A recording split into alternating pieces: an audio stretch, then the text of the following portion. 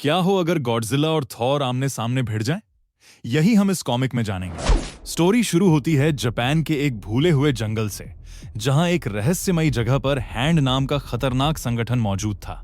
वहां उनकी leader arch priestess अपने लोगों को बताती है कि शुरुआत में कई सारे गॉड्स मौजूद थे, लेकिन फिर एक ऐसा बीस्ट आया जिसने गॉड्स की बनाई हुई हर चीज को तबाह करना शुरू कर दिया। हैंड संगठन के लोग उस बीस्ट की पूजा करते थे क्योंकि उनके लिए सबसे बड़ी कला थी तबाही और हत्या। आर्च प्रीस्टेस कई सालों से ऐसे योद्धा को ढूंढ रही थी जो उनके डार्क लॉर्ड का असली हथियार बन सके। पहले उसे लगा था कि फ्रैंक कासल यानी पनिशर वो इंसान है, लेकिन बाद में उसे एहसास हुआ कि वो गलत थी। इसलिए अब उसने एक नया रास्ता चुना। उसने दुनिया के सबसे खतरनाक किलर्स को इकट्ठा किया। उन सभी को लगा कि शायद उन्हें किसी को मारने के लिए बुलाया गया है, लेकिन आर्च प्रीस्टेस उन्हें बताती है, तुम लोग उस बीस्ट की शक्ति पाने के लायक नहीं हो। मुझे तुम्हारी हत्या नहीं चाहिए, मुझे चाहिए तुम्हारी मौत। और तभी हैंड के निंजस उन सभी किलर्स को मार देते हैं। उनका खून नीचे एक गुप्त जगह पर पहुंचता है जहां मौजूद था एक विशाल दिल। यह किसी आम क्रीचर का दिल नहीं था, यह था गॉडजिला का दिल। आर्च प्रीस्टेस कहती है, उठो Godzilla, king of monsters, king of all killers. और उसी पल गॉडजिला फिर से वापस आ जाता है। 2 दिन बाद गॉडजिला टोक्यो में तबाही मचा रहा था। आर्च प्रीस्टेस खुश थी क्योंकि उसे लगता था कि आखिरकार उसे अपना असली योद्धा मिल गया है। गॉडजिला हर चीज को खत्म करता जा रहा था, लेकिन तभी एक बड़ा बिजली की तरह नीचे गिरता है। वो था म्जोलनीर, और उसके साथ आता है God of thunder Thor. Thor आते ही गॉडजिला पर इतना जोरदार वार करता है कि उसके मुंह से दांत टूटकर बाहर निकल जाता है। एसगार्ड से थॉर ने मरते हुए लोगों की पुकार सुनी थी और वो उनकी मदद के लिए आया था। लोगों को बचाने के लिए थॉर तूफान की ताकत इस्तेमाल करता है और गॉडजिला को टोक्यो से उठाकर आसमान में ले जाता है। गॉडजिला और थॉर की लड़ाई पूरी दुनिया को हिला रही थी। थॉर के हर हमले के बाद भी गॉडजिला पीछे हटने को तैयार नहीं था। म्जोलनीर बार बार गॉडजिला के शरीर को चीरता हुआ निकल रहा था। उसके शरीर पर कई गहरे घाव हो चुके थे, लेकिन फिर भी किंग ऑफ मॉन्स्टर्स लड़ना बंद नहीं कर रहा था। दूसरी तरफ आर्च प्रीस्टेस ये सब देखकर खुश थी क्योंकि उसे लग रहा था कि गॉडजिला पहले से भी ज्यादा ताकतवर बन चुका है। उसका मानना था कि बीस्ट की असली ताकत अब गॉडजिला के अंदर बह रही थी, लेकिन थॉर समझ चुका था कि यह लड़ाई ऐसे खत्म नहीं होगी। इसलिए वो एक नया रास्ता चुनता है।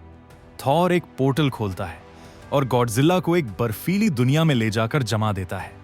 कुछ हफ्तों बाद गॉडजिला का जमा हुआ शरीर भारी सुरक्षा में रखा गया था। कुछ लोग चाहते थे कि उस पर रिसर्च की जाए, कुछ लोग चाहते थे कि उसे हमेशा के लिए खत्म कर दिया जाए। यहां तक कि थॉर ने भी कहा था कि अगर जरूरत पड़ी तो वो गॉडजिला को सूरज में फेंक देगा। लेकिन तभी आर्च प्रीस्टेस वापस आती है अपने हैंड निंजस के साथ। वो गार्ड्स को हटा देती है और गॉडजिला के सामने आकर प्रार्थना करने लगती है। और अब आर्च प्रीस्टेस के निंजस एक ऐसी चीज लेकर आए थे जो सब कुछ बदलने वाली थी। ऑल ब्लैक नेक्रो सॉर्ड का आखिरी टुकड़ा, वही खतरनाक वेपन जिसने कभी गॉड्स को खत्म किया था। और अब यह ताकत गॉडजिला को दी जाती है। कुछ समय बाद थॉर एसगार्ड में होता है, लेकिन उसे एहसास होता है कि कुछ बहुत गलत है। जब वो अपने लोगों को ढूंढता है तो उसे सिर्फ तबाही दिखाई देती है। एसगार्ड के सभी गॉड्स खत्म हो चुके थे। थॉर हैरान था, कौन इतनी ताकत रखता है जो एसगार्ड को मिटा सके? नेक्रो सॉर्ड की ताकत के साथ गॉडजिला ने गॉड्स की दुनिया को तबाह कर दिया था। अब थॉर और गॉडजिला की आखिरी लड़ाई शुरू होती है। उनकी लड़ाई इतनी खतरनाक थी कि अलग अलग वर्ल्ड्स तक हिलने लगते हैं। गॉडजिला की नई नेक्रो ब्रेथ पूरी दुनिया को मिटाने की ताकत रखती थी। दूर बैठी आर्च प्रीस्टेस खुश थी क्योंकि उसे लग रहा था कि गॉडजिला अब राग्नारॉक लाएगा। गॉडजिला, सभी गॉड्स का अंत। लेकिन थॉर हार मानने वाला नहीं था। वो कहता है, एसगार्ड खत्म हो सकता है, लेकिन एक एसगार्डियन अभी भी जिंदा है। और जब थंडर गॉड बदला लेने के लिए पुकारता है तो हर तूफान जवाब देता है। थॉर अपनी सबसे बड़ी ताकत इस्तेमाल करता है। वो एक ऐसा कॉस्मिक स्टॉर्म बनाता है जो पूरी गैलेक्सी जितना बड़ा था। एक ऐसा तूफान जो खुद थॉर को भी खत्म कर सकता था, लेकिन गॉडजिला उसके सामने भी खड़ा रहता है। थॉर हमला करने जाता है, लेकिन गॉडजिला उसे अपने जबड़ों में पकड़ लेता है। तभी थॉर पूरी ताकत लगाकर बाहर निकलता है गॉडजिला के दांत तोड़ते हुए। अब थॉर समझ चुका था कि उसे अपनी सारी ताकत लगानी होगी, चाहे इसके बदले उसकी खुद की जान क्यों ना चली जाए। थोर म्योल्नीर से कहता है, मेरे दोस्त, जो कुछ तुमने मुझे दिखाया उसके लिए शुक्रिया। फिर वो पूरी कॉस्मिक स्टॉर्म की ताकत अपने अंदर और म्योल्नीर में भर देता है और गॉडजिला की नेक्रो ब्रेथ के सामने सीधा हमला करता है। दोनों ताकतें टकराती हैं और एक भयानक धमाका होता है। कई लाइट ईयर्स दूर आर्च प्रीस्टेस को एहसास हो जाता है गॉडजिला हार चुका है। वलहल्ला में मरे हुए गॉड्स आराम कर रहे थे, लेकिन कुछ लोगों के लिए आराम अभी भी नहीं था, क्योंकि थॉर एक अनजान जगह पर चलता रहता है। तभी उसे एक जानी पहचानी आवाज सुनाई देती है, गॉडजिला की दहाड़। थॉर समझ जाता है। वो कहता है, तो यही हमारी किस्मत है, हमेशा के लिए लड़ना।